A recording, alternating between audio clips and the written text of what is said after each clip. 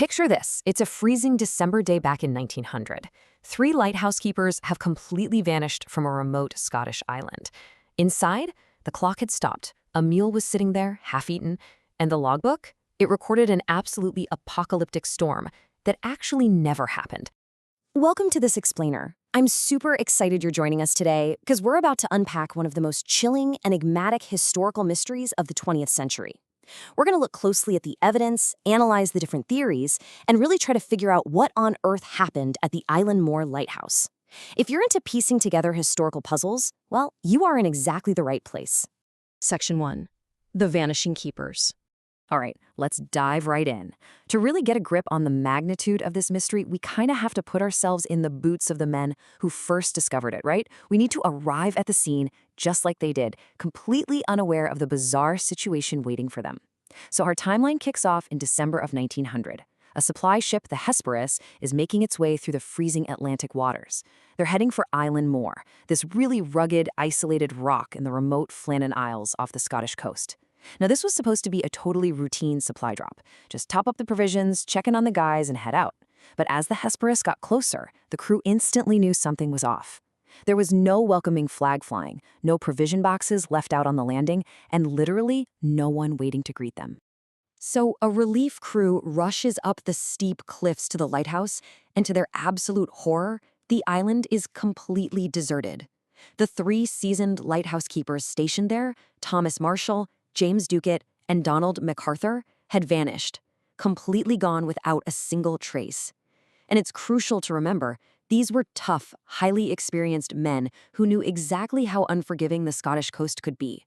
These weren't rookies who just carelessly wandered off the edge.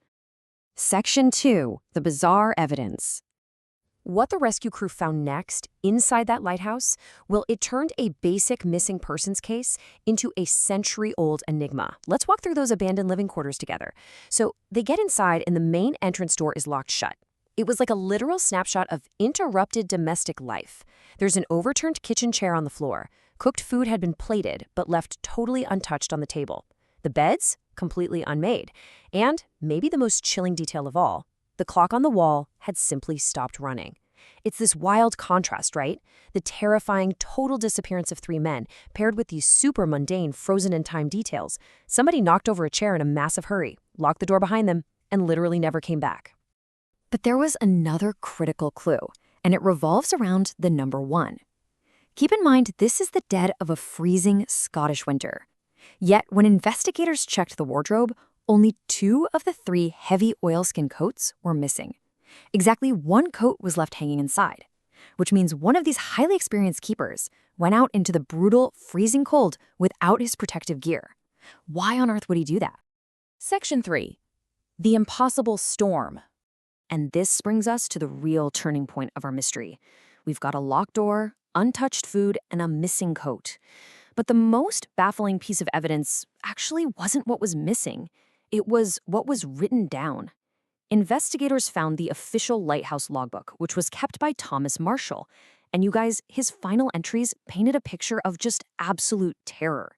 He wrote about experiencing, quote, severe winds, the likes of which I have never seen before. He even specifically noted that the men, these hardened veteran sailors, were reduced to praying. According to the logbook, an apocalyptic storm was battering the island, a storm so fierce it literally brought these tough men to their knees. Now, what's genuinely mind-boggling about this is the impossible paradox it presents. Because while Marshall's logbook was detailing this apocalyptic storm, official weather reports from nearby coastal stations confirmed something entirely different. Those official records verify that on the exact dates Marshall was writing about, the seas around the Flannan Isles were completely calm. There were absolutely 0 storms reported in the area. So how could 3 men experience a storm so violent they were literally praying for their lives, while the rest of the coastline reported clear skies and calm waters? Section 4. Unsolved Theories. With evidence this bizarre and contradictory, it's really no surprise that people desperately tried to make sense of the whole shebang. So how did the official investigation interpret all these clues? Well, the generally accepted conclusion is what's known as the rogue wave theory. The idea goes like this. 2 of the keepers were down on the landing platform trying to secure some equipment when a sudden monstrous freak wave struck the island. Seeing this disaster unfold, the third keeper, who is probably in the middle of eating his meal, jumps up, knocks over his kitchen chair, and runs out the door to help his friends. In his total panic, he forgets to grab his coat. He locks the door behind him purely out of habit, runs down to the platform, and then, tragically, all three men are swept into the freezing Atlantic Ocean. It's a pretty neat, logical sequence, right? It perfectly explains the missing coats, the one left behind, and that overturned chair. However, as we know, human nature abhors a vacuum, especially a highly mysterious one. Those totally inexplicable logbook entries about a phantom storm, they led to decades of urban folklore, and way wilder theories sprouted up to fill in the gaps. People started speculating about alien abductions, local legends whispered about giant sea serpent attacks. Others theorized a much darker psychological break, suggesting that the sheer isolation caused madness, driving one keeper to murder his colleagues before throwing himself into the sea. Now, we're just presenting these theories neutrally here because obviously they lack concrete evidence, but they really show just how deeply this mystery penetrated the public imagination. But regardless of whether you lean towards a tragic rogue wave or something a bit more sinister, the stark reality remains unchanged. To this day, no bodies have ever been recovered. The Atlantic Ocean has never given up its secrets, effectively cementing the Flannan Isles incident as one of history's most terrifying, completely unresolved maritime disappearances. So let's look at what we've got. We have abandoned meals, a stopped clock, missing coats, and a written record of an impossible storm. We have highly logical theories, and we have wild urban folklore. But the very core of the enigma, it remains perfectly intact. So I'm going to leave you with this final thought to ponder. When that clock stopped ticking in that isolated lighthouse, what really happened on Eilean Mòr? Thank you so much for joining me for this explainer, and as always, keep questioning the unknown.